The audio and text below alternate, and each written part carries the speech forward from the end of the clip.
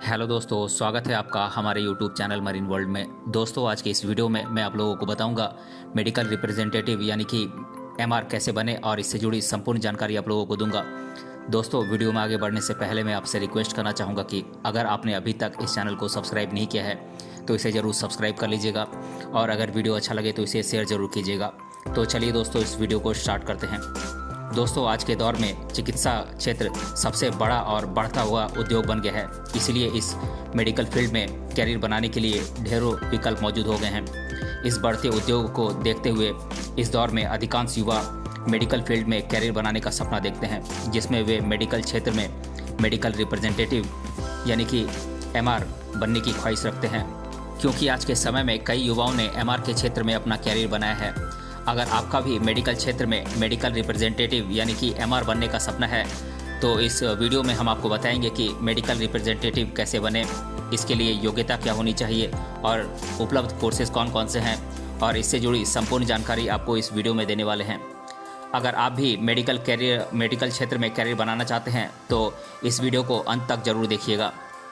दोस्तों, एमआर वह होता है जो किसी फार्मेसी कंपनी के उत्पाद की मार्केटिंग करता है, जिसे हम एमआर या चिकित्सा प्रतिनिधि यानी कि मेडिकल रिप्रेजेंटेटिव कहते हैं। क्योंकि फार्मेसी कंपनी के उत्पादों की सेलिंग का काम एकमात्र चिकित्सा प्रतिनिधि का होता है, इसीलिए उन्हें अस्पताल या नर्सिंग होम में डॉक्टरों से मिलना होता है और अपनी फार्मेसी कंपनी के प्रोडक्ट की जानकारी देनी होती है। डॉक्टर उन कंपनी की दवाओं को निर्धारित करता है और उन्हें रोगियों के लिए उपयुक्त बनाता है, इसीलिए एमआर को डॉक्टरों और केमिस्ट से अच्छे संबंध बनाए रखना होता है और मेडिकल में दवाइयों को उपलब्ध कराना होता है। अगर आप भी मेडिकल या फार्मा मार्केटिंग के क्षेत्र में अपना कैरियर बनाना चाहते हैं तो सबसे पहले आपको 12वीं कक्षा साइंस सब्जेक्ट से अच्छे अंकों से पास करना होगा। उसके बाद बीएससी बायोलॉजी से ग्रेजुएशन पूरा करने के बाद आप इस मेडिकल या फार्मा मार्केटिंग फील्ड में कदम रख सकते हैं, या फिर आप पोस्ट ग्रेजुएशन पूरा करने के बाद भी इस मेडिकल फील्ड में कैरियर बना सकते हैं। अगर आप मेडिकल क्षेत्र में मेडिकल रिप्रेजेंटेटिव या एमआर बनना चाहते हैं तो आप डी फार्मा या बी फार्मा या फिर मार्केटिंग जैसे कोर्स करके इस फील्ड में प्रवेश कर सकते हैं। लेकिन अगर आपने बीएससी ग्रेजुएशन पूरा कर लिया है तो भी आप इस फील्ड में नौकरी पा सकते हैं।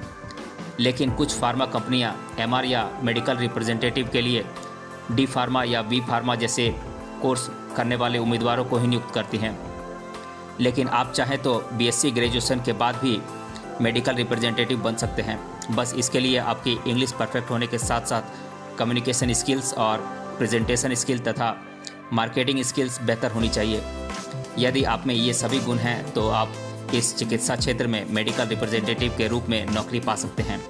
इसमें मेडिकल रिप्रेजेंटेटिव की नौकरी पाने के लिए आप फार्मा वैकेंसी के व्हाट्सएप ग्रुप से जुड़ सकते हैं, या आप इस पद की वैकेंसी के लिए अखबार के माध्यम से या फिर फार्मा कंपनियों की वेबसाइट पर जाकर एचआर विभाग की ईमेल आईडी पर भी अपना सीवी भेज सकते हैं। अगर फार्मा कंपनियों के मेडिकल रिप्रेजेंटेटिव के पद रिक्त हैं तो फार्मा कंपनियों के एचआर विभाग आपको इंटरव्यू के लिए बुलाते हैं। यदि इंटरव्यू को आप सफलतापूर्वक पास कर लेते हैं तो आप चिकित्सा प्रतिनिधि यानी कि मेडिकल रिप्रेजेंटेटिव के पद के लिए चुने जाते हैं। अब हम मेडिकल रिप्रेजेंटेटिव बनने के लिए कौन कौन से कोर्सेज उपलब्ध हैं इन्हें जान लेते हैं। अगर आप मेडिकल या फार्मा मार्केटिंग के क्षेत्र में करियर बनाना चाहते हैं तो आपको मैं कुछ कोर्सेज के बारे में बता देता हूं, जिनमें से किसी एक कोर्स को आप करके मेडिकल या फार्मा मार्केटिंग के क्षेत्र में कदम रख सकते हैं। तो ये कोर्सेज हैं डी फार्मा यानी कि diploma in pharmacy, B pharma यानी कि bachelor of pharmacy, M pharma यानी कि master of pharmacy, bachelor of physiotherapy, M pharma in pharmacology, PG diploma in pharmaceuticals and health care marketing, PG diploma in pharma marketing, pharmaceuticals chemistry, diploma in pharma marketing, advance diploma in pharma marketing, master in public health hospital management, clinical research, quality assurance. तो ये तो थे कुछ courses जिन्हें करके आप MR बन सकते हैं। अब मैं आप लोगों को मेडिकल रिप्रेजेंटेटिव यानी कि एमआर कोर्स के लिए कुछ प्रमुख इंस्टीट्यूट्स के बारे में बता देता हूं। तो ये इंस्टीट्यूट्स हैं college of pharmacy Delhi university नई Delhi, national institute of pharmaceuticals education and research Mohali, university institute of pharmaceutical sciences Chandigarh, Bombay college of pharmacy Mumbai, institute of pharmacy CSJM university Kanpur, government medical college Thiruvananthapuram Kerala, JSS college of pharmacy the Nilgiris Tamil Nadu, Manipal college of pharmaceutical sciences Manipal, college of pharmaceutical sciences Visakhapatnam, LM college of pharmacy Ahmedabad. तो ये तो थी MR course करने के लिए कुछ प्रमुख संस्थान। अब हम मेडिकल रिप्रेजेंटेटिव बनने के लिए कैंडिडेट में कौन कौन से गुण होने चाहिए इसे जान लेते हैं। आपकी कम्युनिकेशन स्किल अच्छी होनी चाहिए। इस फील्ड में आपकी इंग्लिश परफेक्ट होनी चाहिए। प्रेजेंटेशन स्किल बेहतर होनी चाहिए। व्यक्तित्व बॉडी लैंग्वेज के साथ साथ अंग्रेजी हिंदी की बुनियादी समझ होनी चाहिए। उचित मार्केटिंग कौशल यानी कि स्किल होना चाहिए। अपने प्रोडक्ट तथा दवाइयों की जानकारी होनी चाहिए। बातचीत करने का सही ढंग होना चाहिए और डॉक्टर और केमिस्ट से अच्छे संबंध बनाए रखना चाहिए। अगर आप मेडिकल क्षेत्र में फ्रेशर हैं और मेडिकल रिप्रेजेंटेटिव की नौकरी पाना चाहते हैं तो आपको पहले इंटरव्यू की तैयारी करनी होगी।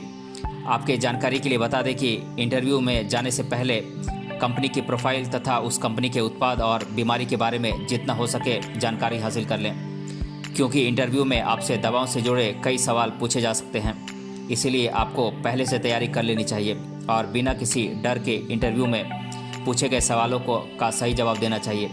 अगर आप इंटरव्यू में पूछे गए सवालों के सही जवाब देते हैं तो आपके मेडिकल रिप्रेजेंटेटिव पद पर चयनित होने की संभावना बढ़ जाती है।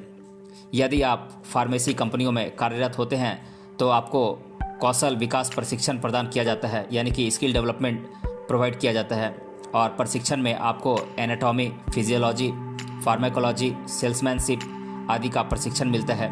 इसके साथ ही आपको डॉक्टरों की प्रोफाइल, उत्पादों की जानकारी और फील्ड ट्रेनिंग भी दी जाती है। ट्रेनिंग में आपको सेल्स टेक्निक, रीजनल ट्रेनिंग इत्यादि बातों के बारे में जानकारी दी जाती है।